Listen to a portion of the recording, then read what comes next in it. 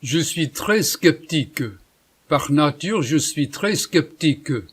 Je suis sceptique sur tout, mais je reste prêt à tout croire.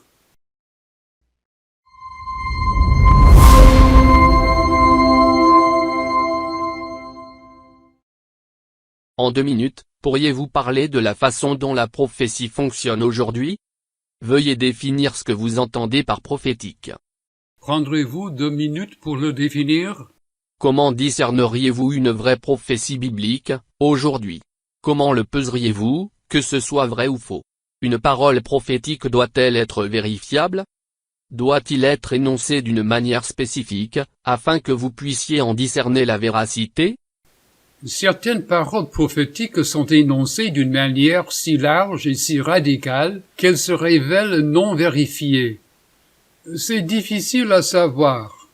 Je ne plaisante pas quand je vous demande de définir la prophétie, car le terme est utilisé de nombreuses manières différentes.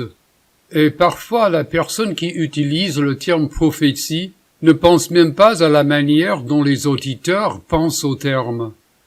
Ceux qui m'entendent peuvent avoir une manière très différente de penser à la prophétie.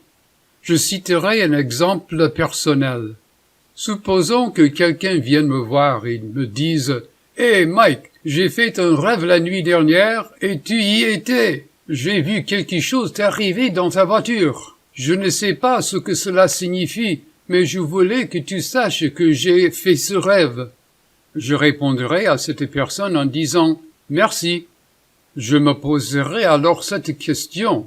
Suis-je omnisciente aujourd'hui?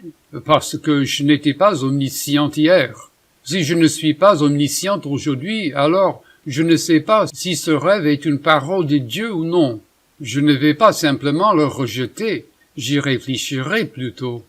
Si je me trouve dans une situation comme celle décrite dans ce rêve, alors peut-être que le Seigneur me rappellera-t-il quelque chose qui me fera prendre un virage à droite au lieu d'un virage à gauche. Ainsi, je suis prêt à recevoir de telles directives, mais je ne sais pas si ce rêve a réellement un sens. J'attendrai donc voir ce que produira la providence. Si cependant la parole prophétique de quelqu'un contient des points de doctrine, alors je la comparerai immédiatement avec ce que je sais des Écritures. Si cette doctrine ne semble pas contredire les Écritures, alors peut-être que c'est une idée à laquelle je devrais réfléchir. Ou peut-être que j'aurai des éclaircissements à ce sujet plus tard. Vous voyez, je crois vraiment que si Dieu peut faire cela, et je pense qu'il peut le faire, alors il est également capable de m'alerter sur le fait que cette doctrine se rapporte à la conversation que j'ai eue. Donc j'aime me décrire comme volontaire, mais très sceptique. Par nature, je suis très sceptique. Je suis sceptique sur tout, mais je suis prêt à tout croire. Je veux savoir si une parole prophétique produit de bons fruits. Je veux voir si cela s'aligne avec les Écritures. Et si je ne peux l'éliminer, après avoir posé ces 2 questions initiales, alors je reste prêt à m'asseoir dessus pour attendre un sort. Pourtant, je pense que l'utilisation de paroles prophétiques est trop largement utilisée.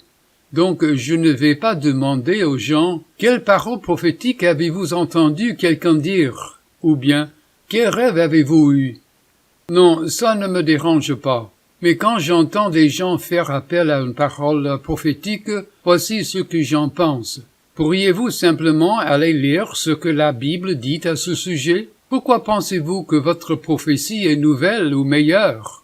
Et si je suis d'humeur espiègle, ma prochaine pensée serait « Eh bien, peut-être Dieu sait-il qu'ils ne lisent pas leur Bible, alors il a dû leur dire quelque chose. » Cela peut les embêter, mais une grande partie des choses dans les paroles prophétiques est déjà révélée dans les Écritures.